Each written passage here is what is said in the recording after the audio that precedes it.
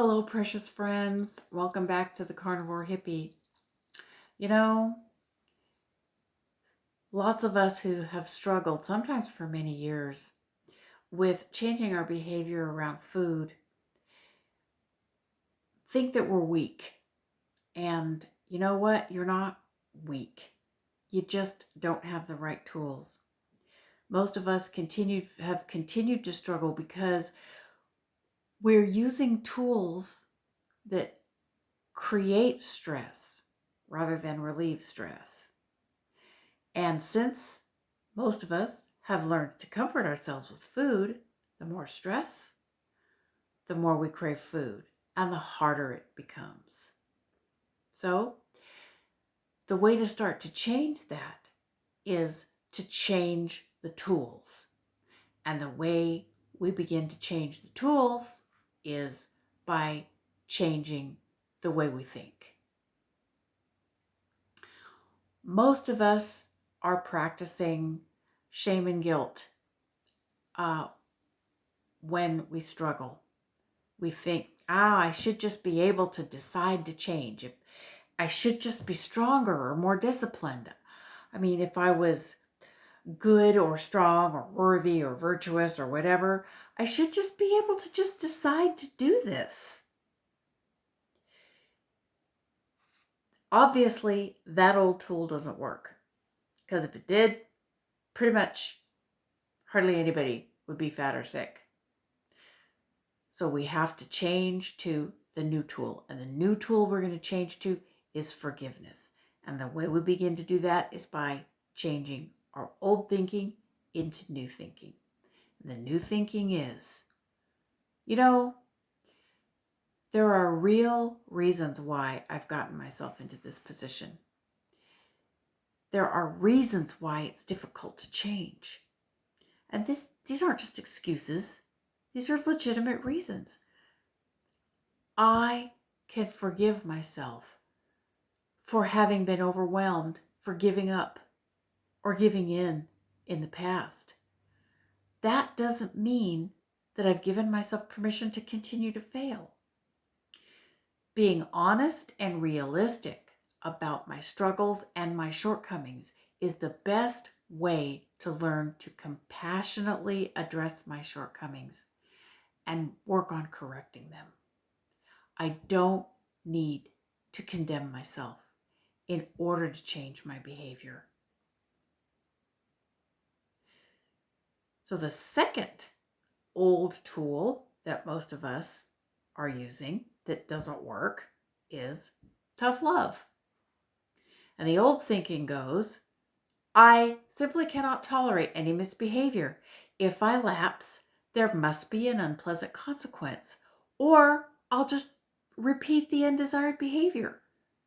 If I cannot make myself accountable, I will never be successful. I have to make failure more uncomfortable than doing the right thing. Yep, doesn't work. So we're going to replace that old tool, tough love, with the new tool of self-care.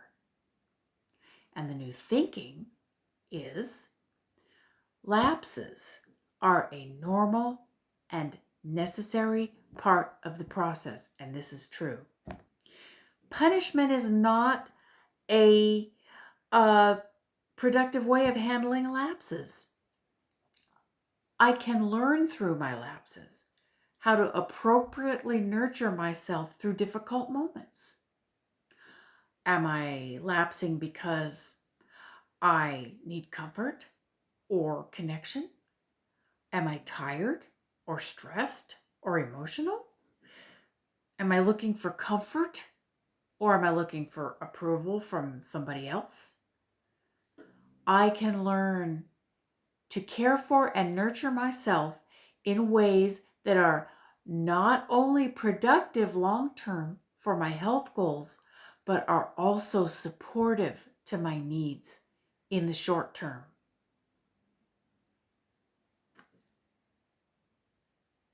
The third old tool that many of us are using is logic and reason.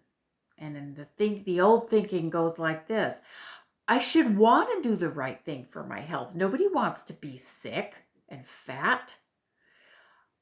It doesn't make sense that I continue to do this to myself.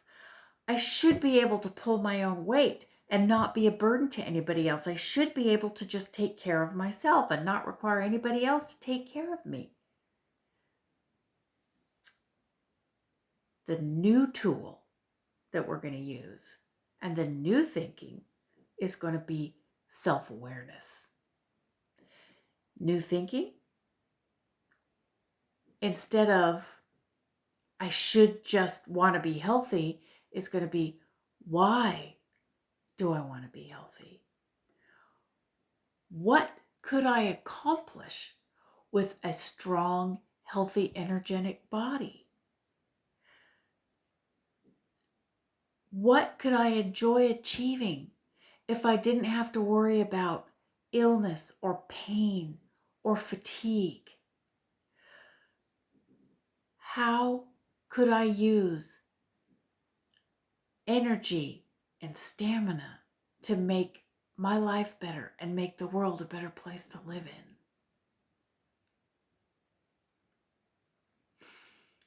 The fourth old tool that many of us have gotten used to using is restriction. And the old thinking goes, there are things that I simply must not ever eat or do. Nothing good can come of them, so my goal must be to never go there, or I will lose control. This must be lifelong, and I must accept that I will simply never be able to do or eat some things ever again.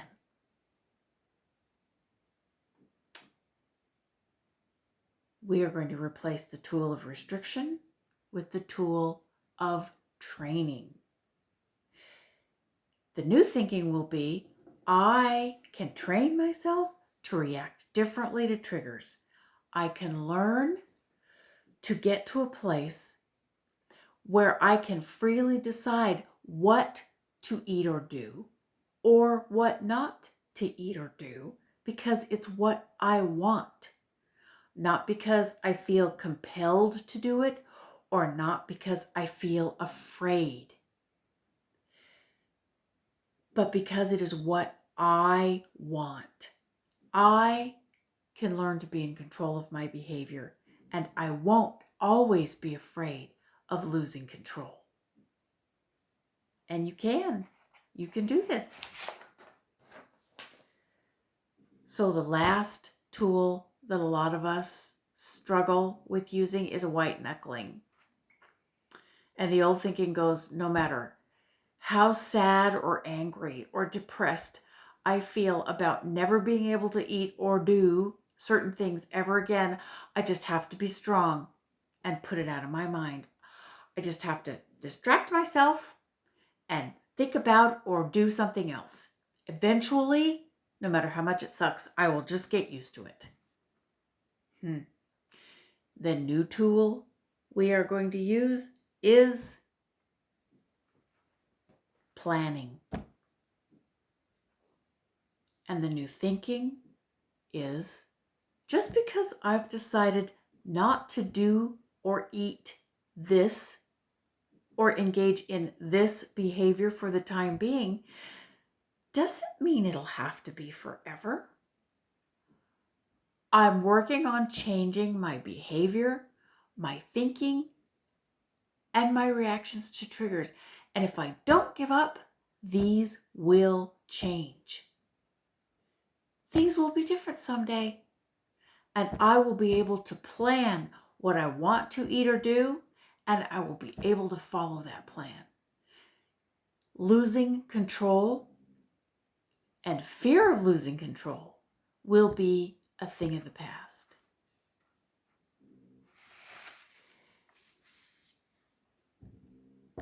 We can change how we want to respond to our old thinking.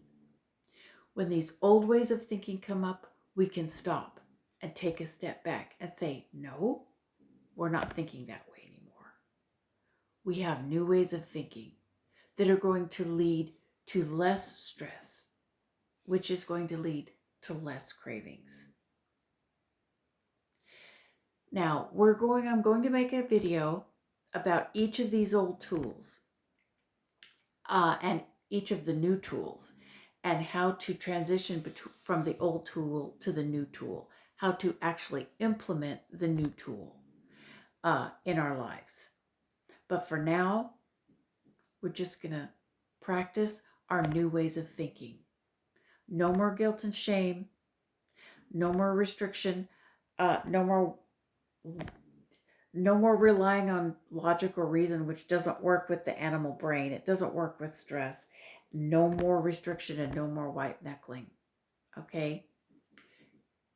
You can do this, but it requires an active, step-by-step way of changing how you think. And the first step is to actively address this old thinking with the new thinking. Okay? So that's it for right now. I wish you peace, love, and meat. And I will talk to you again soon. I love you. Bye.